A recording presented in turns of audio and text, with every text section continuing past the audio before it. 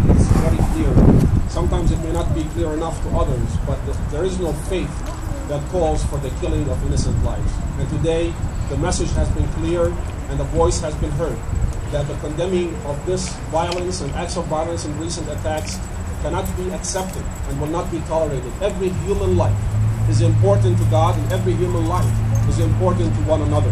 And as such, whether it's domestic or whether it's international, such acts of violence cannot be tolerated, and must be, those who act according to that must be brought to justice.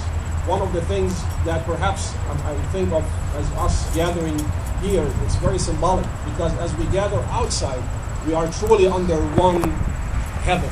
We are truly under one God.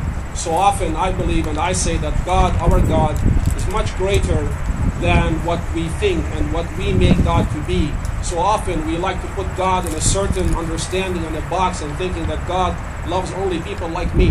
But the truth is, God is much greater. And beyond that, I want to say today, as I was thinking about this event, I think about us living here. What brings us together, not just we are all humans, we are all people of faith, but here we stand as Americans in this country. And so often I think about this so-called American dream. Because so often what's been labeled or referred to as living the American dream has been referred to in terms of economic prosperity.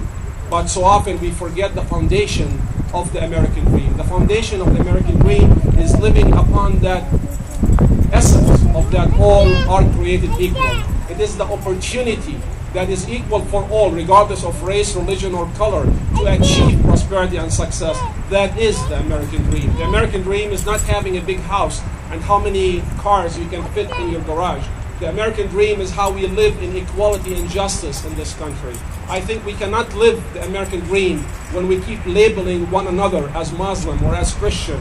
We cannot live the American dream when we keep looking at one another as black or as white or as Latino. We cannot live the American dream when our children are being asked about their last name because it starts with Abdul. We cannot live the American dream when we are here being in this country referred to as a threat to terrorism under that excuse of being a Middle Eastern Arab.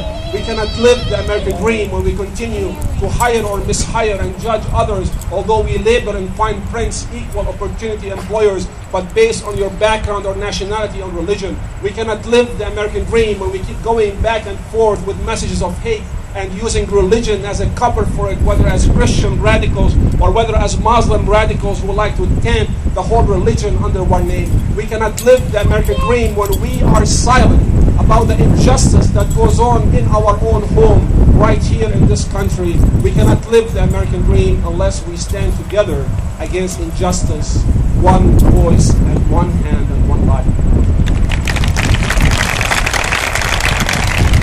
As we pledge the allegiance to the flag in our saying, we always say that we are one nation under God, and we say that we call for that liberty, justice, and equality for all. Equality for all is what we stand for, and it is the foundation of the founding fathers of this country. Our Constitution was built on, I believe, on the pure understanding of Christianity, not on one that is selective, but rather on the unconditional love and unconditional inclusivity of others, not based on what they believe in or how they talk or how tall they are. I think I may have a hard time with that.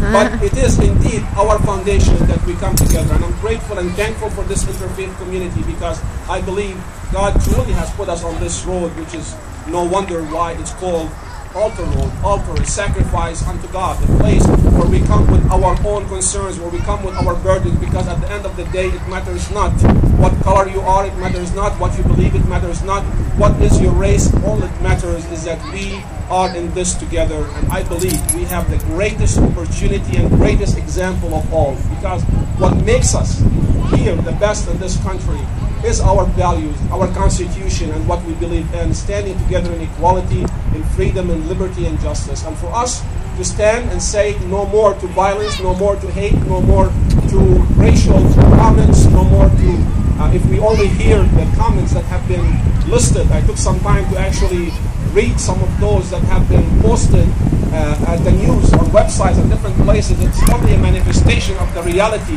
that in this country we really have a long way to go before we reach equality. We have a long way to go before we reach justice, and we have a long way to go before I can look in your eyes and say that you are truly my brother and my sister, regardless of what you believe in, regardless of who you are, because together we are Americans, together we are Abraham's children, and together we continue to achieve what is best for humanity. Thank you.